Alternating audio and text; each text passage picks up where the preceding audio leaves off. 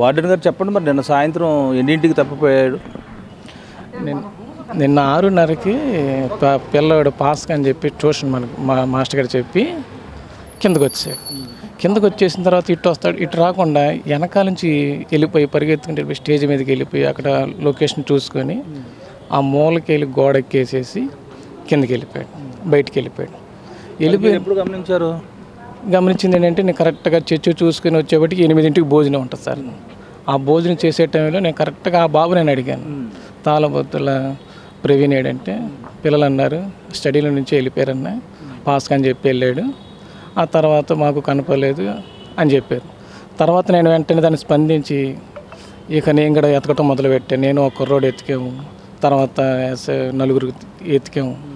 ఎంత ఎతికినా కనబడతలేదు. కాకపోతే ఏంటంటే ఆ కుర్రోడు దొరకాలని మేము ఆశిస్తున్నాం. అయితే తల్లిదండ్రులు ఫోన్ చేసినప్పుడు మా పిల్లోడికి ఫోన్ ఇవ్వండి, ఒకసారి మాట్లాడతాను, పిల్లోడు బెంగ పెట్టుకున్నాడంటే మీరు ఫోన్ ఇవ్వలేదంట, ఎందుకని? ఎందుకంటే అండి సార్ ఇప్పుడు కొత్త పిల్లలు సార్. అంతకుముందు ఏం జరిగిందంటే అట్టగా ఒక కొత్త పిల్లవాడు ఫోన్ ఇస్తే ఆ పక్క వెళ్ళిపోయి ఫోన్ తీసుకుని ఏడుస్తూ మాట్లాడుతున్నాడు, నన్ను తీసుకెళ్ళిపో అంటున్నాడు. ఆ బాబుని చూసి ఇంకొక బాబు ఏడుతున్నాడు సార్, నన్ను కూడా తీసుకెళ్ళిపోయినా, నాకు కూడా ఫోన్ చేయి అంటున్నాడు. అలా ఒక్కొక్కరు ఫోన్ చేసుకుంటుంటే ఇంకా అందరూ వెళ్ళిపోతున్న కొత్త పిల్లలు కదా సార్. వాళ్ళు ఏం చేయాలంటే ముందు వాళ్ళని ఫ్రెండ్షిప్ చేసుకుని లేకపోతే వాళ్ళని ఒక అవగాహనలో పెట్టి హోమ్లో అలవాటు చేస్తే చదువు మీద ఇంట్రెస్ట్ పెరిగిద్దని అలా చెప్పాను సార్. ఏమన్నానంటే ఏమండి ఒక వారం ఓపిక పట్టండి, లేకపోతే ఆదివారం రండి, మీరు ఫేస్ చూపించండి, మీరు మాట్లాడండి. ఫోన్లో మాట్లాడితే ఆ పిల్లడు ఏడుస్తున్నాడు, ఆ పిల్లని చూసి ఇంకో పిల్లడు ఏడుస్తున్నాడు అని నేను చెప్పాను సార్. అందుకే ఇవ్వలేదు సార్ ఫోన్. అది ఏదైతే మరి వార్డెన్ చెప్తున్న మాటల్లో అయితే అది పరిస్థితి.